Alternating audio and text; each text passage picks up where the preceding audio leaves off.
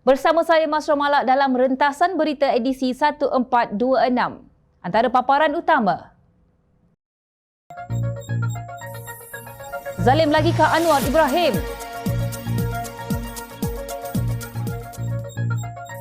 Siapa ancam menantu Mahyadin? Jangan banyak alasan. PH semakin harmoni. Tak malu ke PN bila pemimpin GPF dan GRS akur kepada YDPA?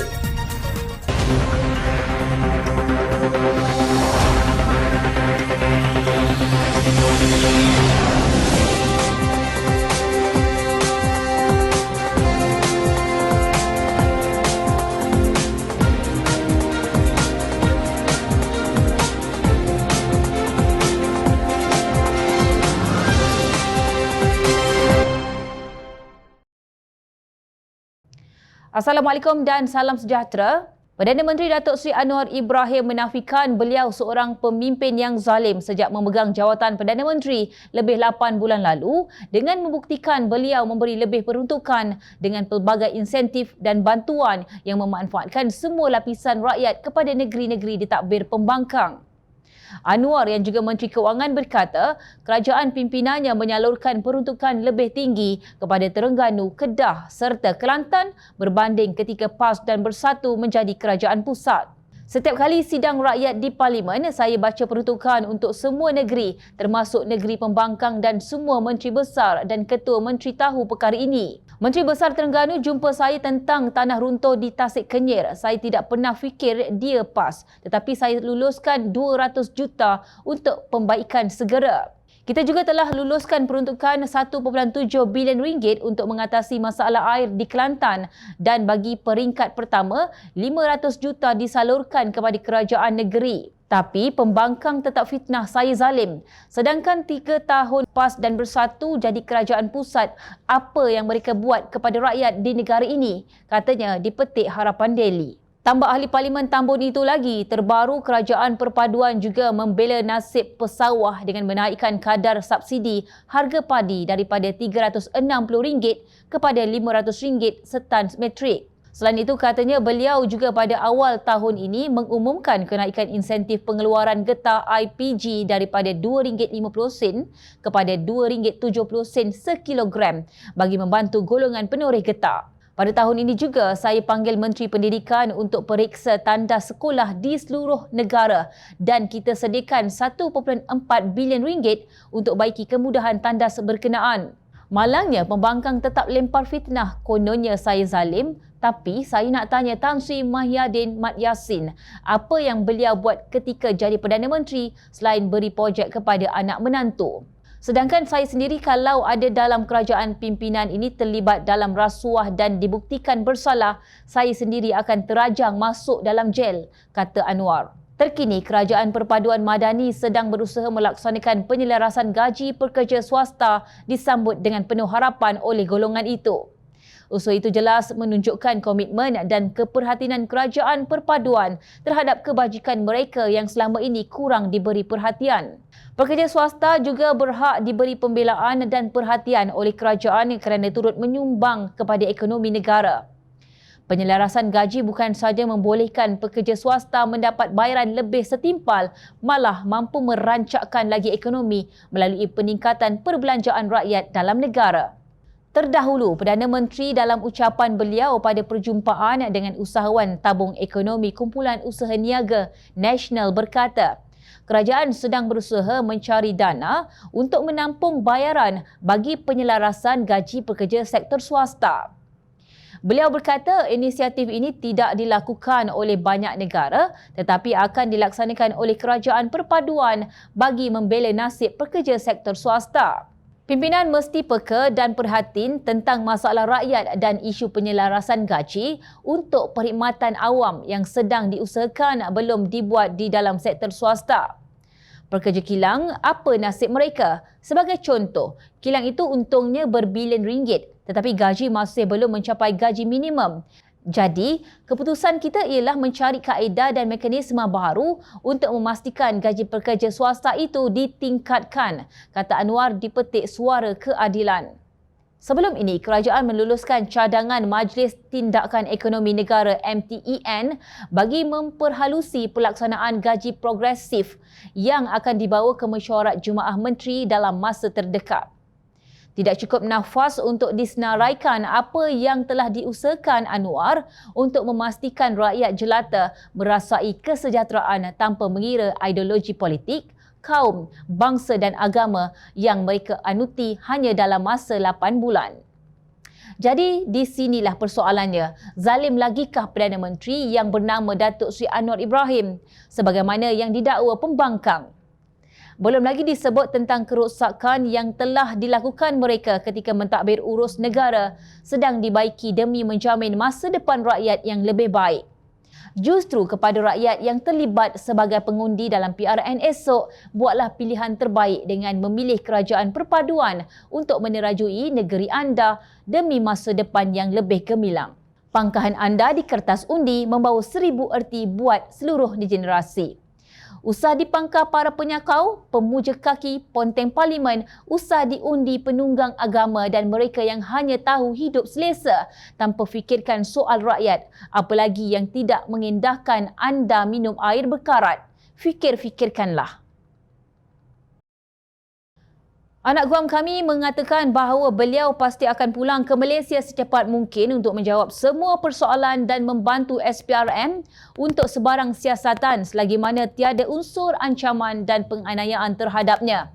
Datuk Seri Muhammad Adlan Barhan yang juga menantu kepada bekas Perdana Menteri Tan Sri Mahyadin Mat Yassin menegaskan beliau tidak melarikan diri daripada pihak berkuasa, sebaliknya akan kembali ke tanah air untuk membantu siasatan selepas selesai segala urusannya. Muhammad Adlan menerusi peguamnya Datuk Baljit Singh Sidhu menegaskan beliau meninggalkan Malaysia secara sah dan tidak pernah ditangkap atau pernah dipanggil Suruhanjaya Pencegahan Rasuah Malaysia SPRM bagi membantu siasatan. Peguam itu mendedahkan Muhammad Adlan pernah dihubungi pegawai SPRM dan menjawab secara bertulis melalui surat bertarikh 3 Jun lalu dengan mengatakan keluar negara bagi urusan dan akan kembali selepas hal itu selesai. Beliau berkata anak guamnya yang turut memberikan tarikh akan kembali ke tanah air terkesan dengan SPRM berhubung tindakan memburu dan menunding jari terhadapnya sehingga merugikan beliau. Katanya sehingga kini Muhammad Adlan tidak menerima jawapan rasmi daripada SPRM. Anak guam kami secara mutlak menyatakan beliau tidak bersalah dan berhak untuk tidak dibicarakan di Mahkamah Umum oleh mana-mana agensi penguatkuasaan. Beliau bersedia membantu sebarang siasatan dan percaya kepada proses kehakiman, tetapi pada masa yang sama, dia perlu melindungi hak dan kebebasan mengikut undang-undang. Anak guam kami juga ingin menegaskan bahawa beliau tidak akan teragak-agak memulakan tindakan yang perlu untuk melindungi, memelihara dan membela hak seperti yang termaktub dalam perlembagaan.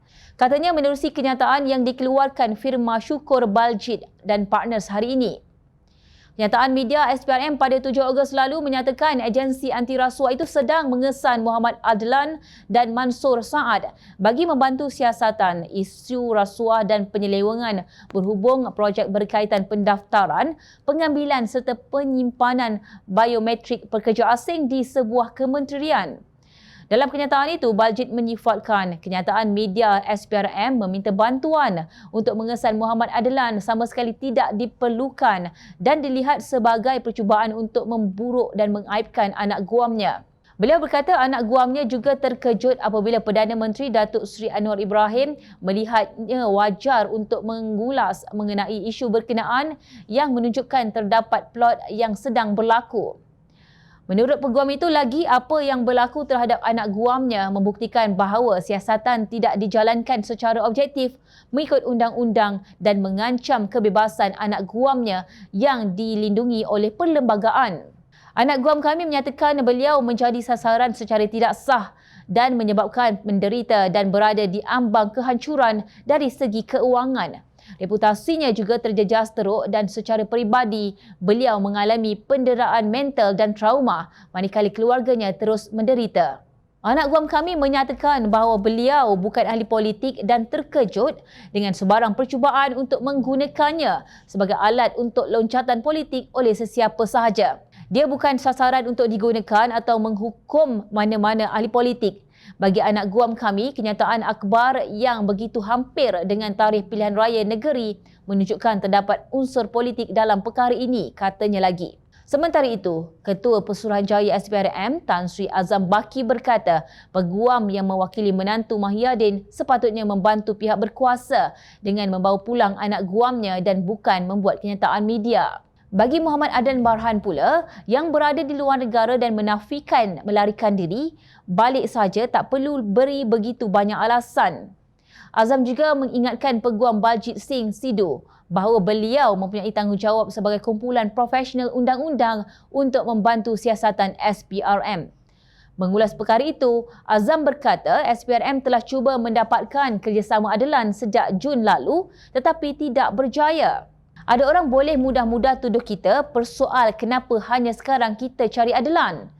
Kita hubungi dia sejak Jun, sekarang sudah Ogos. Tiap kali pegawai saya telefon, dia beri alasan akan balik tetapi tidak dilaksanakan. Jika kamu penyiasatnya, berapa lama lagi kamu boleh tunggu? Ia tiada kaitan dengan pilihan raya atau tidak, katanya. Hakikatnya, kes rasuah menantu kepada pengerusi Bersatu yang kini melarikan diri dianggap kes besar, malah ia turut diakui Perdana Menteri. Ternyata, kes-kes besar yang didakwa dan disiasat terkait pemimpin Perikatan Nasional membuktikan mereka tidak sebersih yang diumumkan dalam kempen pilihan raya selama ini. Adalah amat penting Kerajaan Perpaduan hari ini tidak terlibat dengan apa-apa penyelewengan kerana kedudukan ekonomi Malaysia yang buruk hanya boleh diperbaiki apabila pelabur asing melihat pentadbiran yang bersih dan berintegriti. Sekejap, persoalannya siapa yang ancam menantu Mahyadin? Balik sajalah, jangan banyak alasan, berani kerana benar.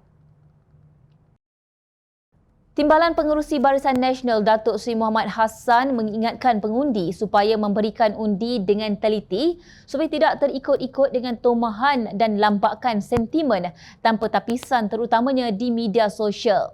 Kita sebagai rakyat mesti berupaya untuk meneliti mana betul, mana yang tidak. Di situ nanti kita boleh melihat siapa yang bercakap benar dan sentiasa sahaja melemparkan tomahan dan melemparkan fitnah dalam pilihan raya ini, kata Muhammad yang juga Menteri Pertahanan dipetik media.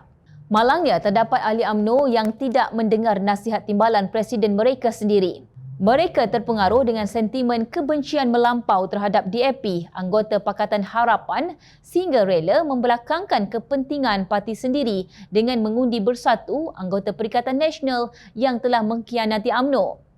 Sedangkan Bersatu didakwa oleh pengerusi Pakatan Harapan, Datuk Seri Anwar Ibrahim pernah mencuba mengharamkan UMNO. Sebaliknya, DAP pula hari ini dilihat semakin bersih daripada Saki Baki, pemimpin Kauvinis yang selama ini dilihat menjadi punca Pakatan Harapan dijauhi oleh orang Melayu. Antaranya berpunca daripada Dr. P. Ramasamy yang baru-baru ini melepaskan jawatannya sebagai Timbalan Pengerusi DAP Pulau Pinang dan Timbalan Ketua Menteri dua negeri tersebut dan sekaligus keluar daripada parti itu. Mengulas mengenainya, Setiausaha Agong DAP Anthony Look Siuk Fook yang juga Menteri Pengangkutan berkata P. Ramasamy tidak sayangkan parti. Dia nak keluar, keluarlah. Kita tak akan merayu sesiapa yang hendak meninggalkan parti dan parti akan terus kukuh. Biasalah ada orang masuk dan ada orang keluar. Tapi ada lebih ramai lagi yang nak masuk. Itu tidak menjejaskan kepada kita, tegasnya lagi.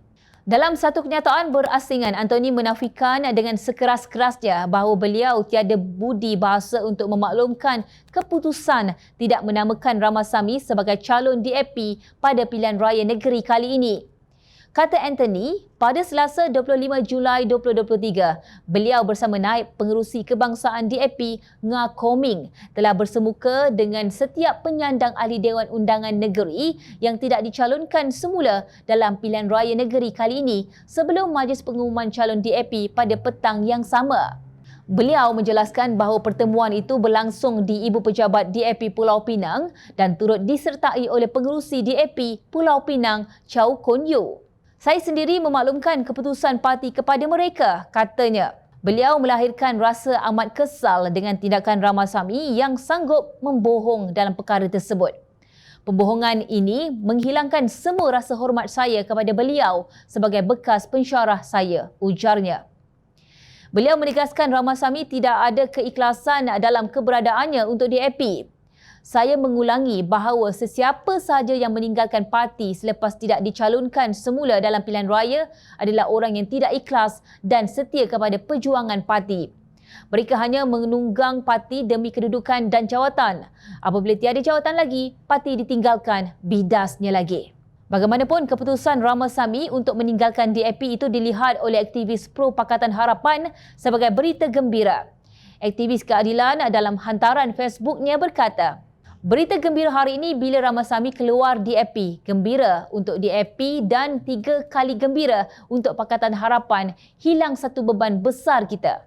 Malah ada yang menyarankan secara sinis agar Ramasamy menyertai gerombolan Perikatan Nasional seperti Tun Dr. Mahathir Mohamad. Selesai dah seorang liability, harap dia masuklah gelakan. Mana tahu lepas ni walaupun usung Ramasamy pula, politik ni bukan boleh dikira. Dosa Mahathir kes Mamali pun dah bersih, pas sucikan, sindir Nur Hadi Muhammad pula.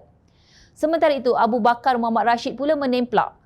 Kawan aku dekat grup Taqwa berkata, Ramasamy boleh join Dewan Himpunan Pendukung PAS, lepas tu boleh claim bermimpi jumpa Nabi. Sementara itu, dalam satu perkembangan yang berkaitan, Perdana Menteri Datuk Seri Anwar Ibrahim berkata beliau telah mengemukakan cadangan kepada Yang di-Pertuan Agong Al-Sultan Abdullah Riyatuddin Al-Mustafa Billah Shah dan Sultan Selangor Sultan Shahruddin Idris Shah supaya tindakan tegas diambil terhadap mana-mana pihak yang mempermainkan atau menunggang agama Islam. Kalau kamu tunggang agama, permainkan hukum Allah, menghukum orang, menfitnah orang, fitnah yang besar, nak kafirkan orang yang tak sokong dia adalah musuh Allah, saya nak beritahu malam ini, we will not tolerate with the nonsense. Kita tak akan bertolak ansur dengan karut ini, tegasnya lagi. Beliau menegaskan demikian ketika berucap pada Grand Final Kita Selangor malam kemarin yang turut dihadiri pemimpin-pemimpin parti kerajaan perpaduan termasuk Datuk Seri Ahmad Zahid Hamidi, Datuk Seri Fadilah Yusof, Anthony Loke, Datuk Seri Amiruddin Syari dan Datuk Seri Muhammad Sabu. Anwar berkata cadangan itu bagi mempertahankan kepentingan semua rakyat Malaysia, bukan saja orang Melayu. Kita jamin keistimewaan orang Melayu dan Bumiputera dan kita mulakan kedaulatan Raja-Raja Melayu, tegasnya. Maknanya jelas, mana-mana perbuatan hina-menghina antara satu sama lain berkaitan agama tidak akan ditoleransi. Justru pada pilihan raya negeri nanti, pilihlah pemimpin yang berakhlak mulia dan yang lebih mengutamakan masalah rakyat daripada kepentingan serta masalah peribadi atau ahli keluarganya. Sungguh, prinsip Islam menekankan pemilihan pemimpin yang dapat menjaga kepentingan umat dan agama. Namun, pada masa yang sama, rakyat daripada semua kaum berhak disantuni dan mendapat pembelaan. Pekakkan telinga daripada tomahan dan adu domba yang boleh meracuni pemikiran sehingga menyebabkan pertelingkahan, perselisihan dan perpecahan. Apa kaitannya Ahli Parlimen Sabah dan Sarawak dengan pilihan raya negeri di 6 negeri di Semenanjung Malaysia? Hanya pengundi negeri 9 Selangor, Pulau Pinang, Kedah, Kelantan dan Terengganu yang terbabit. Presiden UMNO Datuk Seri Dr. Ahmad Zahid Hamidi mengulangi peringatan kepada Perikatan Nasional bahawa gabungan itu tidak boleh membentuk kerajaan walaupun menang pada pilihan raya negeri Sabtu ini. Katanya jika ada di antara 148 ahli parlimen yang kini menyokong kerajaan perpaduan melompat parti, kerusi mereka akan kosong. Begitu juga ahli parlimen Sabah dan Sarawak, semuanya terikat kepada Akta Anti Lompat Parti. Mereka PN tidak boleh membentuk kerajaan pusat dengan adanya akuan bersumpah kalau ini pun tidak difahami oleh seorang presiden sebuah parti, tegasnya. Ahmad Zahid yang juga timbalan Perdana Menteri berkata demikian sebagai mengulas kenyataan Tan Sri Abdul Hadi Awang yang mendakwa kerajaan persekutuan pimpinan Perdana Menteri Datuk Seri Anwar Ibrahim akan tumbang jika Perikatan Nasional menang dalam pilihan raya negeri di 6 negeri pada 12 Ogos ini. Ahmad Zahid berkata sepatutnya Abdul Hadi memahami perkara yang boleh membentuk kerajaan secara demokratik. Saya harap apa yang berlaku di negeri-negeri ini memang tidak akan pernah berubah kedudukan kerajaan perpaduan di Putrajaya, tambahnya lagi.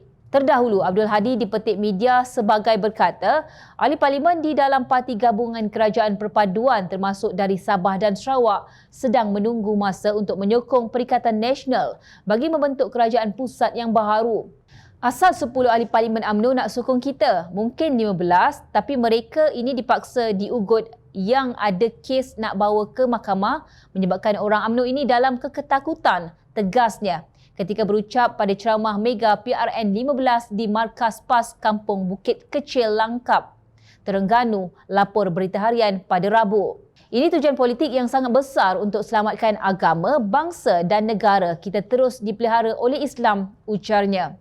Jelas Abdul Hadi mengungkit penolakan yang di-Pertuan Agong Al-Sultan Abdullah Riyatuddin Al-Musafa Billah Shah terhadap senarai akuan bersumpah SD 10 nama pemimpin Barisan Nasional yang dipersembahkan oleh Pengerusi Perikatan Nasional Tan Sri Mahyadin Mat Yassin kepada baginda pada 22 November 2022. Nampak sangat Abdul Hadi masih tidak menerima ketentuan ilahi akan kekalahan gerombolan Tebuk Atap pada pilihan raya umum ke-15 lalu. Di sebalik cakap besar Abdul Hadi itu, Timbalan Perdana Menteri II Datuk Seri Affadillah Yusof menegaskan Gabungan Parti Sarawak GPS dan Gabungan Rakyat Sabah GRS komited merealisasikan hasrat kerajaan perpaduan untuk membangunkan ekonomi dan memperjuangkan kesejahteraan rakyat. Pengalaman penggal lepas waktu pertukaran kerajaan, ketidakstabilan politik telah menjejaskan kedudukan ekonomi negara kita, maka negara ini tidak mampu membangunkan negara dan bantu rakyat. Sebab itu, saya kira kestabilan ini adalah tunggak segalanya. Maknanya, kita perlu berpadu mewujudkan kestabilan sekarang ini adalah lebih penting untuk rakyat Malaysia. Katanya ketika berucap pada Grand Final Kita Selangor malam kemarin, lapor bernama.